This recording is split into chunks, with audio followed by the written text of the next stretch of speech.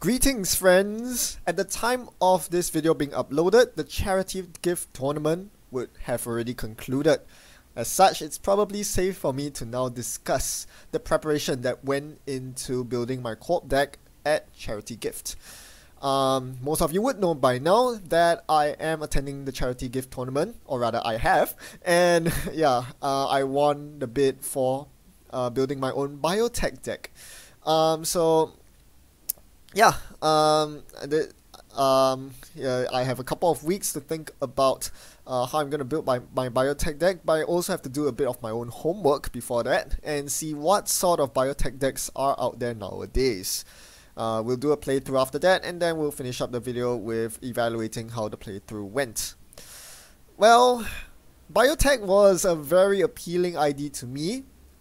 Not because of the biotech ID itself. I mean, I'm not gonna lie, getting 3 IDs for the price of 1 is a pretty good bargain in my opinion, but the best part about playing biotech at a tournament like Charity Gift is the ability, the privilege to play red cards. I'm sure all of you have noticed that with Michael Box at the helm of Netrunner, Jinteki has been growing in stock. A lot of new powerful cards coming out for it, and yeah, I'm so happy to be able to play all these Jinteki cards and bamboozle some of my opponents.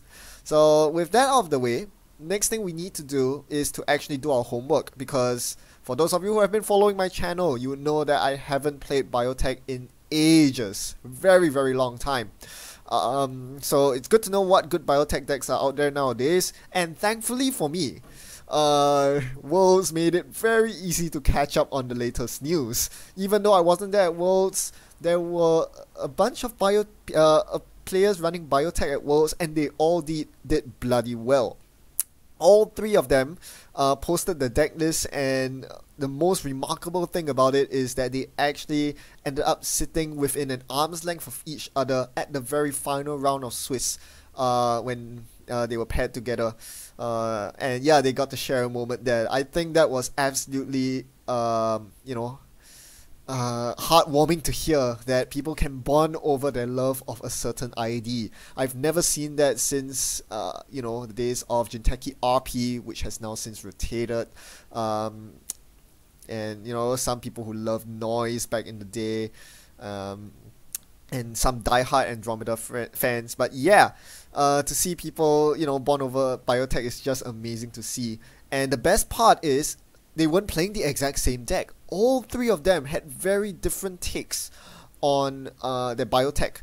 They're all having very different playstyles and very different deck constructions. But first, let's highlight one mainstay that was consistent across all 3 decks. All 3 decks used the Mushin Cerebral Overwriter combo in conjunction with the Brewery. This is a very strong, a very strong combo of cards. Because Mushin no Shin is able to put a 4 advance card on the table in the span of a single turn. You Mushin a card and then you advance it once, so it has 4 advancement counters. If it happens to be a Cerebral Overwriter, that's 4 brain damage that the runner receives, leaving them at hand size 1, which is the perfect place for the Brewery to finish up with a flat line. So that's the idea behind these Brewery decks. If the runner makes even a single wrong run on your Mushin card, they die. So that's pretty good. But aside from that, all 3 decks diverge from here. So let's look at them individually. It's good to know what sort of tech I can pick up on for my own biotech deck. Starting with Garrett's Pinoy Brew. This one's a very cool deck because of its restricted card Bioethics Association, which has more or less faded from the Netrunner scene entirely. I love how Garrett revived the use of such a card, using it not in the prison lock kind of format, but in the guessing game kind of format. So you have Mushin for guessing games. Is it an agenda or is it a Cerebral Overwriter? Well, Garrett increases the amount of guessing games the runner has to do, because now they also have to guess with face down cards that are not advanced. They could be ambushes, snares. There are snares in the deck, there are psychic fuse in the deck, or they could be biotechs. Biotech is, not biotech, bioethics, which is extremely dangerous, because in the context of such a deck, you won't ever res the bioethics until they guarantee a flat line. whether it be in conjunction with biotech's ability or otherwise. So in essence, every bioethics on the table that the runner doesn't check is an additional brain damage, because it essentially reduces the number of cards that the runner has in their hand by one when the corpse starts their turn. I think the most inspiring part about Garrett's build though is the use of Show of Force to round off the agenda suite. Most of these decks ran 6 3-pointers.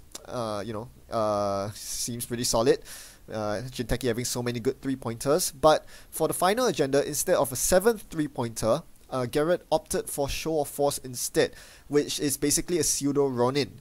You just motion it out. If they don't check it, you can pop it to do 2 meat damage anytime, which is pretty cool. Right, moving on to the next deck, which was played by Robbie. I think that's the name. Apologies if I got it wrong. With a deck entitled The Mouse and the Oyster. This is a completely different deck that uses the Mwanza Punitive combo. So you're already running 3-pointer agendas, as I mentioned earlier. Why not build it to kill with Punitive? So adding an extra kill card, proactive kill card in Punitive is a very inspired choice, given that the world's meta was post the Clan Vengeance nerf, with 0 put on the most wanted list. Players were not incentivized to play Clan Vengeance any longer, so operation-based kill cards like Punitive suddenly come back into the picture.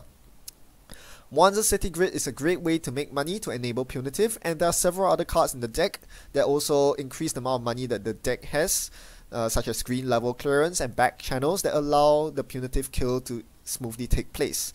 Even though there are only 2 Punitive counter-strikes, I think this deck can very reliably pull it off, because it has other support cards to enable the kill.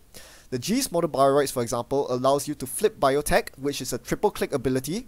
So you deal 2 net damage, and then you get an extra click from G's, which allows you to follow up with the final Punitive counter-strike. So that's 2 net damage from Biotech Brewery, and 3 meat damage from Punitive off a 3-pointer. Total 5 damage. That's pretty nasty. Alternatively, you can Punitive, Archive Memories Punitive for 6 meat damage as well. A lot of possibilities with this deck. I can see why it did so well at Worlds. Finally, the Biotech deck that everyone has been talking about. The one that made top 8 at Worlds, piloted by Joshua. This is another 7 agenda deck with all 3-pointers, and this is arguably the purest form of Netrunner, because there are no tricks. There's no flashy cards like Mwanza Grid or Bioethics. It's just pure unadulterated Netrunner. You mush in a card or you install double advance a card. Is it an ambush? Is it an agenda? That's all you do, right? It really is as simple as that. I actually did a video earlier where I talked about the expected values and payoff matrix of Biotech as a brewery, in fact, as an ID, and here's a bit of it.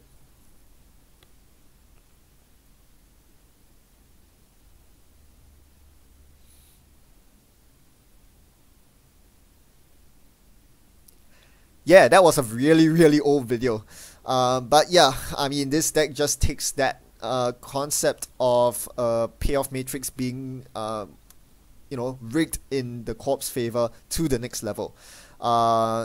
With basically there are about just as many agendas in this deck as there are advanceable ambushes, and that's what makes it so scary. There's so much fodder for install double advancing, so much motion fodder that that the runner is forced to guess on so many games, and just one wrong run or one card that wasn't run, and the runner just loses.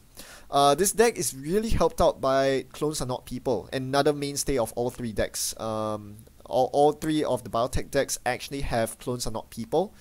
Some have 2 copies, others have 3 copies, but they all are very important for rounding off the agenda suite, allowing you to usually score 2 3-pointers to win the game, in conjunction with a Clones Are Not People. So that is the...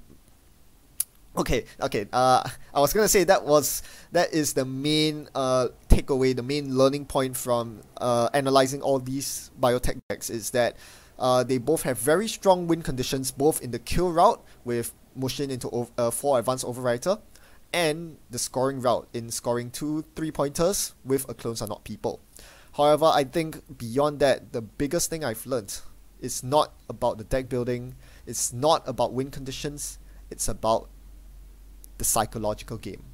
Pushing up your glasses whenever the runner is agonizing in making their runs. Yeah, this is some next level play, and I'll be sure to practice this pushing up my glasses in the lead up to charity gift. Thankfully for me, I already wear glasses, so this isn't too difficult a thing to do.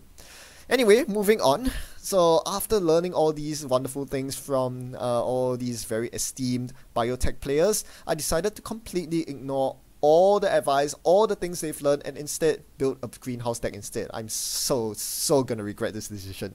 Why am I being so stupid here? Well, there is a reason for my madness. There is a means to this, and I'm about to explain it. So this deck is specifically tailored for the charity gift meta. We must keep in mind that the charity gift meta is very different from the competitive worlds meta, where players were try-harding and bringing,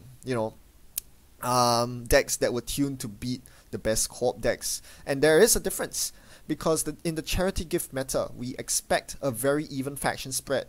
The runners, you're gonna see a third of each main runner faction, and a few mini factions here and there, but also you have to expect that the runner decks are all going to be well-rounded decks, because they have to prepare for all 4 corp factions. So this is in contrast to the world's meta, where smart players would deck build to maximize their win rate against the popular corp decks like CTM, like MT Glacier, and as a result have no remaining deck slots for net damage prevention. After all, why include a dead net damage card when most of the good players aren't on net damage anyway? And as a result, I think kill decks are not very well positioned, especially a proactive kill deck like these brewery biotech decks, because almost all criminal decks, I reckon, will be running either No One Home or Caldera, the latter of which will basically entirely shut down your Overwriter and Brewery plans. Shapers, on the other hand, will go for Feedback Filter, which equally shuts you down because it protects against brain damage as well. So your ambushes are just not going to be effective. Even though ambushes are in a very good place right now, there are just not a lot of runner cards that deal with ambushes very well. But due to the sheer fact that it's going to be a varied field and runners are going to be expecting damage, they will pack these cards and they will give me a very hard time. Another card I'm very worried about is Apocalypse. I think there will be an overrepresentation of Apocalypse on the runner side, simply because it's a very effective card at, it's a catch-all card. It's very effective at dealing with acid spam, ice spam, and in this case, trap spam. It would really hurt to have amassed a board full of Mushin Ronins and Mushin Agendas and Mushin Ambushes, only to have them all destroyed by an Apocalypse. All 3 biotech decks are very light on ice, running 14 or fewer ice, so that is something I'm very worried about. DDoS Apocalypse could be the end of me, so I'm not going to play Biotech Brewery for that reason.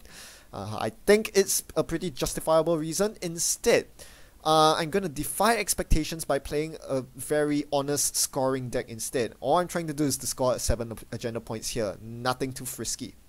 And I think that will work very well, because I think people will expect kill when they run up against Biotech, and also when they run up against me. If you watch my videos at all, you'll see that I've been obsessing over Spiky, Jinteki, and HB a couple weeks ago. So maybe you will think that I'm trying to kill you. No, not really. No, I'm just an honest tempo deck trying to get my 7 agenda points out of the way. So I think tempo is the keyword here, because I have agendas in Nisei Mark II and Viral Weaponization that allow me to snowball out of control. In this way, I'm able to adjust my playstyle based on the runner I'm up against. If I'm up against a passive sit-back runner, I can just chain these agendas out, disrupt the game plan while fortifying mine, and close out the game before they get fully set up. Against the more aggressive IDs that run early and often, well, I have a fair few big eyes that will stop them in their tracks. Yeah, and I can just slowly start to score out, or just tire them out by spamming assets like G's Motobiroids, like Maryland campaigns and team sponsorships that they just can't really cope with. These decks will usually fizzle out very quickly because they won't have the economy to trash said assets. So let's refer back to the deck again. This is the deck, and it aims to basically just amass a tempo advantage over the runner. I'm going off the assumption that most runners are not going to be well prepared to deal with these assets, which will seriously further my game if they leave it unchecked. In particular, the greenhouse is very well positioned to score 4-2 agendas from an unadvanced state, obviously due to its ability. So yeah, we are in a very prime position to leverage on the power of big 4-2 agendas like Nisei Mark II and Viral. To complement that, we have cards like G's Model Bioroids that also double up on this scoring agendas from unadvanced state, and that will really help because that means that they'll have to check the remote even more often if they want to be able to, steal my agendas, because they won't be telegraphed, they'll be unadvanced. The Marcus Batties are very important for, when we are up against the slower decks, which have more remote breaking power. Marcus Batty can easily stop them in the tracks by forcing them to run through the remote over and over again. And then when they finally get in, well, the Nisei Mark II token will just end the run. So that's really cool and all. Let's see if this actually pans out. There's some questionable parts about the deck that can only really truly be tested on the JNet field. In particular, I'm looking at team sponsorship, which doesn't seem to make a lot of sense in a deck that only wants to score 3 agendas to win. Usually you see team sponsorship in a small agenda deck like Sports Metal, where you're scoring lots of small agendas. The idea for team sponsorship is that you can combo out pretty well. For example, if you score, say, a Nisei Mark II, right? You install advance it on your first turn, second turn you triple advance it, and you res a team sponsorship and score it. That allows you to install an agenda from your hand immediately in the secure remote, and if the runner cannot or doesn't contest it, you flip your ID, you score the next agenda. Maybe it's a Viral, maybe it's another Nisei, boom, you're 4 points up, and you just got there in the span of 3 turns, which is pretty amazing. Team sponsorship allows you to keep putting unadvanced cards in the remote, which you can then threaten to score with the greenhouse's ability. It's pretty amazing that way. But in practice, does it work that well? Let's see.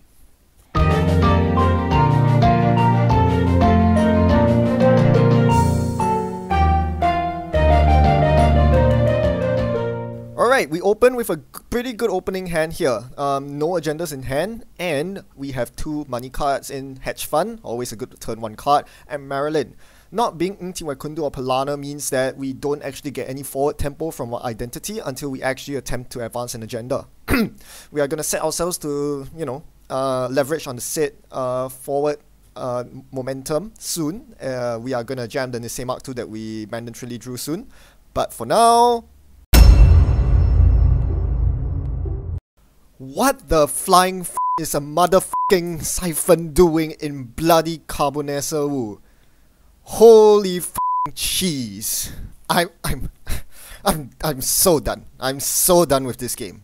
Like, I mean, look at it this way. They are almost certainly not running 3 diversions of funds. What are the chances that they find an opening diversion of... Okay, yeah, they're definitely not. They're running the f***ing Au revoir suite.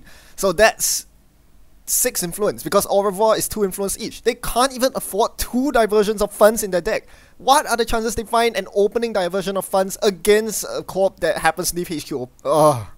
That just drives me nuts. I'm just sickened by this. Yeah. I can't even begin to say how huge that credit swing was. I barely needed those 5 credits. And now, because of that, they managed to get their Au revoir going, and they have a lot of money because the diversion of funds gave them the burst money they needed to set up those Au revoirs. It's 9 credits to get them out with 3 SMCs, so yeah, diversion gets them there. Pretty annoying, and unfortunately our deck is not in a position to deal with the likes of Au revoir at all. Reason being that our ice, while big, is actually not... We don't actually really have a solid econ engine to res a whole bunch of ice. I said we can go glacier mode, but we only have barely enough money in this deck to fuel the big ice that we are gonna res. And if they are gonna disrupt our economy with diversion of funds, and as you soon see, the fan site that is now in the score area can be used by the ShadowNet to recur diversion of funds, we are gonna be in some serious trouble. So yeah, at this point, I'm nowhere near scoring out. Not even on match point yet, but my opponent's already well set up with well over 10 credits, a blooming economy engine, and an Ankusa on the table. So yeah, you can start to imagine what kind of Shaper deck my opponent is running. It's not a fun one. I'm forced to score the House of Knives here, because that was the only other agenda I had, and it can be scored from an unadvanced state, so it doesn't arouse suspicion from my opponent. So this House of Knives could be pretty key. It will allow me to score Obokatas more easily. At this point, I kind of wish it was an Ancestral Imager though. Right, not much else to say at this point in the game. We are very poor because we have been trying to score agendas, but we haven't been using our forward momentum cards. So typically, I would just drop the Jeeves, drop the team sponsorships on the table before scoring agendas. That way I can get forward momentum from House of Knives and Nisei.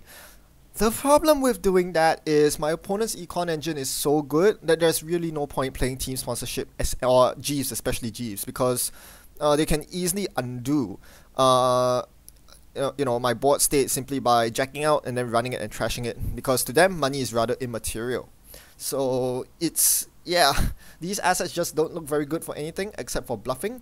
I'm trying to put the Jeeves in the remote to bluff them, but yeah, this is gonna be a bit tenuous. Now they do face check my Gatekeeper without the corresponding Code Gate Breaker, so I do get to fire it, but it's really not as impactful as I imagined it would be, because I didn't draw any agendas. I'm now flooded with cards that I can't get rid of or play because I'm so poor. This would be a perfect opportunity to Celebrity Gift, but I can't because I was only on 1 credit. In retrospect, maybe the correct move there would have been to install double team sponsorship, just to waste a bit of their time, but I don't know, maybe it would have been a good idea. Either way, I at this point I'm kind of, sad. Just sad because look at what my opponent's doing right now. They're just gonna send all my res ice back into my hand. Now that wouldn't be a problem if I actually had money this game, but I don't.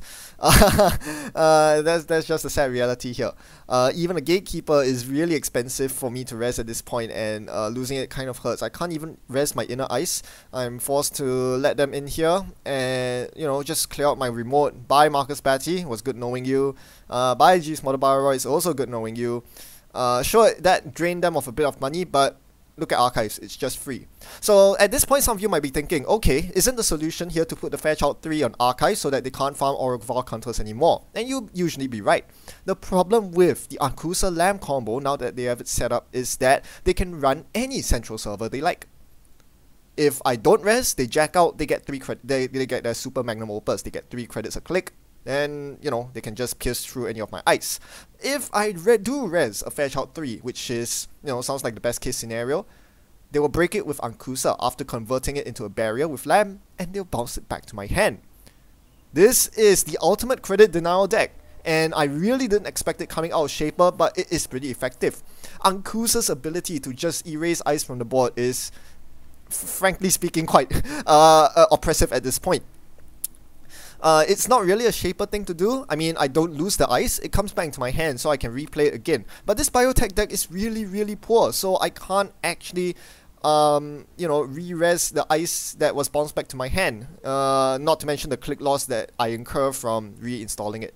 So once they get rid of my ice by bouncing it back into my hand, that opens up the server, because there used to be 1 ice on said central server, now there are 0. So they can spend the remainder of their turn taking 9 credits from Au revoir by jacking out on that same server.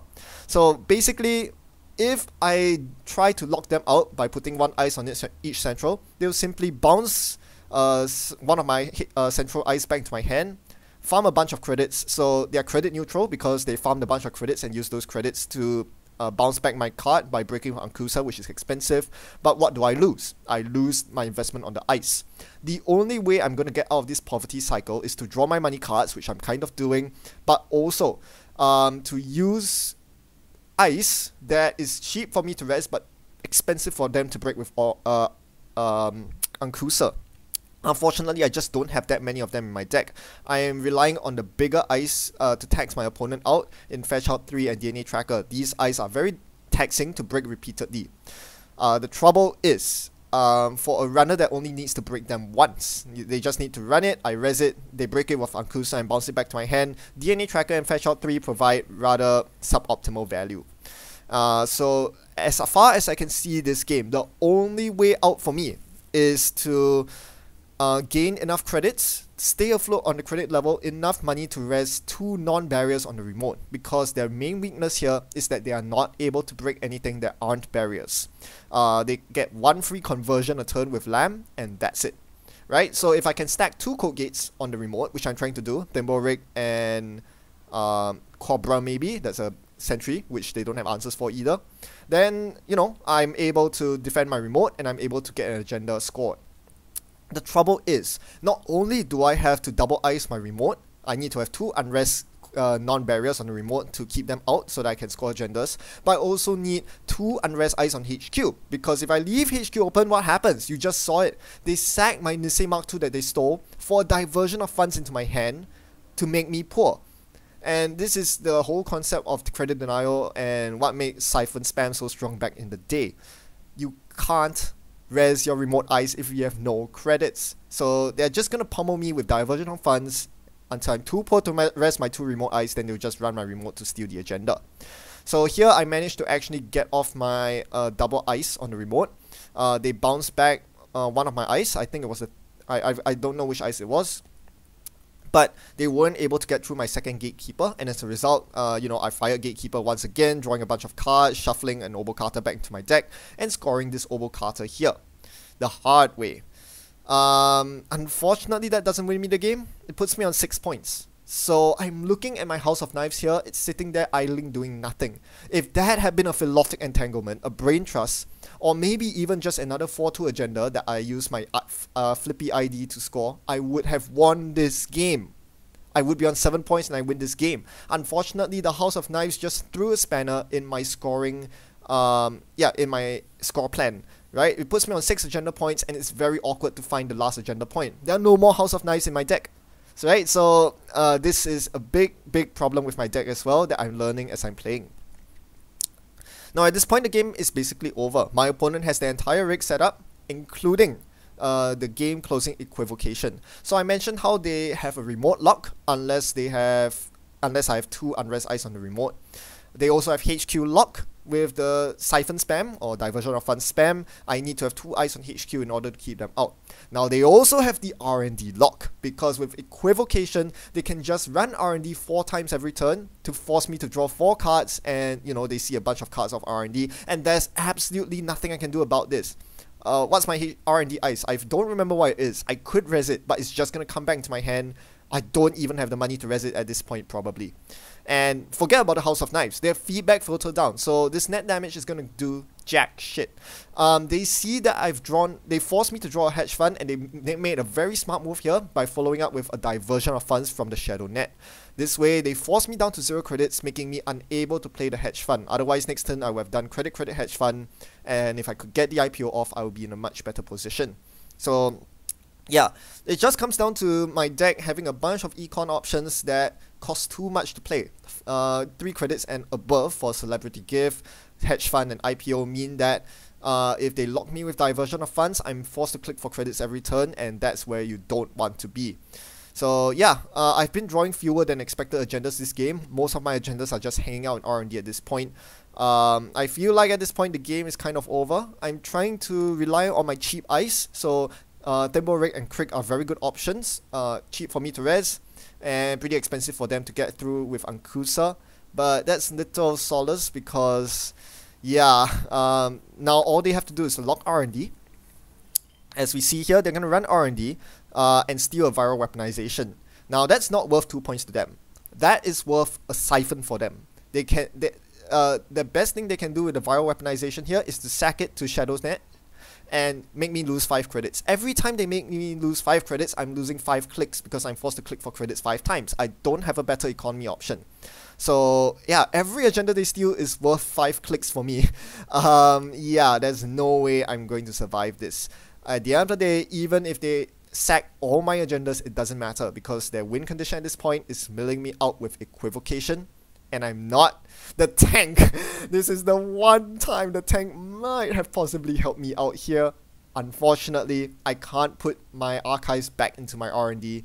So yeah, at this point it's gotten too oppressive and I just can't stop them. It really came down to the early diversion of funds, I feel, because that was such a huge tempo swing that, you know, basically robbed me of any chance to score out any quicker. This deck is meant to go fast, and I should have ended the game well before they set up that triple au revoir, Onkusa, Lamb, and equivocation.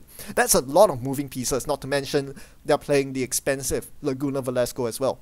As you see here, they're just freely sacking all their freaking agendas at this point. Fan side for a gamble, even my viral representation for Siphon, I'm like, no, I can't, I'm done, so I conceded.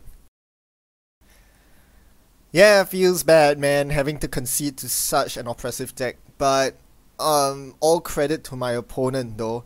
At the end of the day, I have to give Phantom mad props here, because they just constructed the most effective diversion of funds spam deck that I've ever seen. Ever since Fake Siphon came out, I've been trying to abuse it in various ways. Fake Siphon in Anarch, Fake Siphon with ShadowNet, and fan sites, of course. Everyone saw that combo. The ability to remove the double click penalty plus the one play cost by recurring it with ShadowNet is pretty good, but I've never managed to actually make a deck that gels together very well.